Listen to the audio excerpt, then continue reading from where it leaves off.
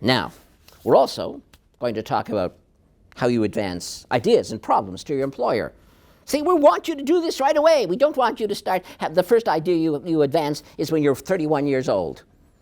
And you scare everyone around you because they've never heard an idea come out of your head before. So, you practice. That's what co-op gives you, this amazing ability to practice. So you're going to practice communication skills. So you're going to find your supervisor one day and tell him the 4 things that are wrong with the company and your 5 solutions for those 4 things wrong. Make sure he's busy. Best if you do it in the cafeteria line. Oh, give it a rest. Of course, that's not what you do. What you do first, if you want this to work in the workplace, first thing you do, you start branding yourself. And I'm just going to download the experiences of your predecessors at this university. So, you know, if in the second to last week of term, you suddenly appear before your supervisor with a really good idea or a really good problem or a suggestion how to fix something, you know, work term's almost over. So now you think, oh my God, my work term report, oh my God, they're doing the evaluation, oh my God, I'm not sure he knows what my name is, so now I must get in his face with some, like, new thing. Yeah, right. Totally the wrong way to do it. So you want to be comfortable. We want you to be comfortable. We want you to at least be as comfortable as you can. So the first thing you're going to do, second week of your co-op term, no later than second week of your co-op term, you begin practice. Second week of your co-op term, I think it would not be a good thing to explain everything that was wrong with your employer. Don't you think you should be lit there 3 weeks before you tell them all the screw-ups they're doing? So, what do you do in the second week? You start branding yourself. I know personal brands, you've heard about this, sounds so old, trendy, pop, oh God, I'm corporation me, gotta have a marketing plan. Yes, you do have to have a marketing plan. So part of your marketing plan is, I have a brain in my head and you should listen to me. No, that's not what you say. Please, that was not the script. That's what you're communicating by your action. And how do you communicate that? In the second week, See, you know what the answer is. I'm just waiting for it to percolate out of the back of your brain. You know what the answer is. You know what the answer is. But the second week, in the work term, you ask a question. You ask, how long is the afternoon break? No. Oh, fuck. Someone was nodding as if, yes, that was the question they asked the last time they were. Yeah, no. Okay, you ask a specific work-related question. When is my project's first, step supposed to be done? No. That's regular workplace. You want to stand out, not look like, okay, I'm worker B. Yes. Tell me what job I need to do. You've already been told that. You've already said, yes, you're going to do it. You've already asked when it's due. You've asked what other pertinent questions you need to ask to do the task that's been assigned to you. That's not what we're talking about. That's like regular workplace communications. Surely, to goodness, you can get through when is the project due kind of question without help from us. Help from us is how you start signaling to your employer that you have ideas, interests. And how do you start? In a comfortable way to prepare the groundwork. See, if you're going to communicate, you can't jump up in people's faces and say, I have all these plans and download 3 million words at them. Yes, I can because I'm a professor. I'm paid to do this. But I'm sorry you're not a professor, and if you're in the workplace, you best not start lecturing people. It's not received well. Besides, you're too young to lecture people. I'm, of course, old enough I can lecture people at the drop of a hat, including on the street corner, which I've done when having to listen to stupid conversations while waiting for the traffic lights to change. God, help us. Well, the frustration, you have no idea the frustration of my life. But let's not go into my therapeutic problems. Seriously, ladies and gentlemen, you start signaling to your workmates, to your boss, to your bosses, to anyone near you, that you have interests in ideas beside the narrow dictates of the job. Because you're going to make, I hope, some useful suggestions that go beyond your specific job description. So yes, you will talk about your specific job description so that you can do it effectively. But now you've got to begin signaling that you're interested in making a greater contribution. And you don't say it by saying, I'd like to make a greater contribution. You take action. And what you do is ask questions. Questions beyond the narrow domains of the job you have at hand. Questions about the company. Questions about its corporate strategy. Questions about the customers. So, co-op student, in a huge organization, not known for its aggressiveness, sexiness, pay, promotion, just big, and it offers jobs to junior students. Okay, it's the job you take, so your next co-op job will be better, and you have something on your resume. And they do some useful skills in this anonymous, and you could guess its name, corporation, and I shall not speak it. But you see, this co-op thought, wait a moment, I'm going to maximize the value of this opportunity. I'm going to use it as my practice test bed.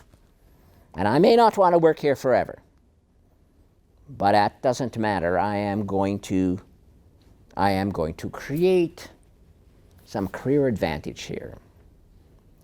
So he began to become the person who always asked the question, no matter what he was doing, how does this affect the customer? Does the customer really want this? I've never seen a customer use this feature before. Why are we, this is for the, how will this help the customer? Now, he didn't ask it in an arrogance tone. He just said, how will this help the customer? Because he communicated the question on the assumption there was an answer. Sometimes he got an answer. Sometimes his boss said, I'm not actually sure. They just told us to do this. Step by step. He's always the customer-oriented person. And then, halfway through the term, real person, real example, and I could give you multiple ones. His supervisor gives him a small extra job. Good, this is working, more work. Do you want your employer to ask you to do more? Not, in fact, do less. So the point was, he wasn't asked to do more work, more of his routine work. He was asked to do a small piece of work that had to do with customer orientation. You want some weight in your organization? You want to be taken seriously in your organization? Want to be marked as someone moving forward in your organization? Then you attach yourself to the customer, because the customer is paying you, the customer is paying your boss, the customer is paying the shareholder, the customer is running the show. One of my students was in the public service, where of course that argument didn't apply. Oh yes, it did. You're a public servant. What did the public servant co-op do? Oh, the public servant co-op. Well, you see, he thought about it. It's not paying customers. Oh, yes, there is. So he would say, well, I don't know why our users would find this useful. I think they're having trouble dealing with this. My goodness, we're going to get complaints. People are going to start complaining and complaining about this because it's like so hard to use, and half the time it doesn't work. Oh, complaining. His boss didn't want people complaining, because people who complain and are taxpayers write letters to the editor and do all kinds of stinky things that gets the senior public service agitated. Now, this is not the co-op saying it. The co-op is just saying, well, I think this is going to cause people to complain. And the other in a commercial corporation, so in this boring company where this guy decided he was always going to be the customer guy. And remember, keep in mind that when you do this, it's perfect. Your age is perfect. You know, sometimes you feel, okay, I'm young. Well, you know, I got to keep my mouth shut so I don't embarrass myself. Yes, well, all right, don't embarrass yourself. It's not generally speaking a good plan. But here you see, being young means you can ask questions. Because you're young, nobody assumes you have answers. But if you have a question, they think, oh my goodness, a young person with their brain in gear, a young person who at least asks good questions, asks the right question, asks customer-oriented questions. So his boss gave him this a marketing-oriented job. He, of course, worked at it ferociously. No extra money, just gave him this marketing thing. Look at this particular market and tell us what you think about it. Well, he worked himself he stayed at night. He worked. He worked at this job. When he was leaving, the rest of his co-op colleagues are leaving at 5 o'clock. So what you doing, he says. They ask him, so I've got this work to do and it's not done yet. Oh, well, do it tomorrow morning. No. Why are you bothering to do it anyway? He knew why he was doing it anyway. Oh, by the way, the next work term, well, before he actually left, his boss said, we have a position in marketing next term. I think we'd like you back. And you should apply for it. Because, By the way, he used that next marketing position. He joined the corporation's marketing team, traveled the world at his employer's expense, and stayed in first-class hotels with the executives, looking for his next job. He still thought the company was boring as dishwater. But they were paying him to network around North America. And he thought this was so good that when he was dealing with mega corporations' customers, he asked, so man, what are your problems? You haven't even offered a solution yet. You've branded yourself as the person with a little extra edge with respect to asking questions. Now, you want to ask questions, not narrowly work-related. Because they expect you to ask narrowly work-related questions. You're supposed to distinguish yourself from the mob.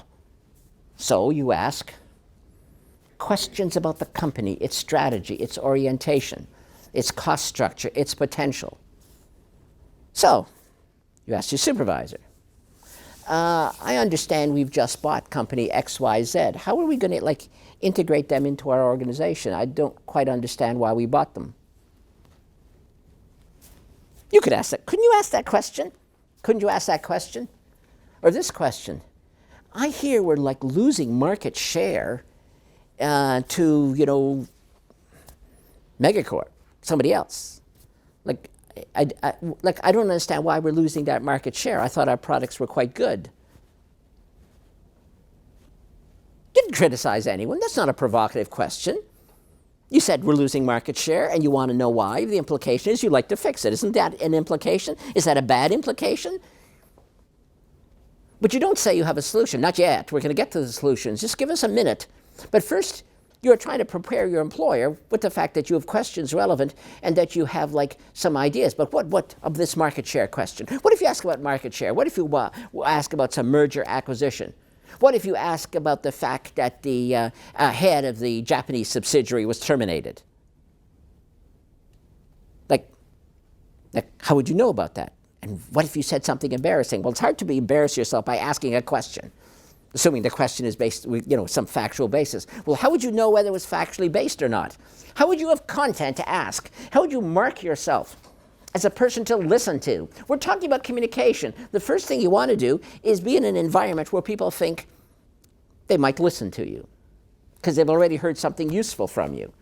Well, but seriously, ladies and gentlemen, you are trying to. The act of communication is subtle.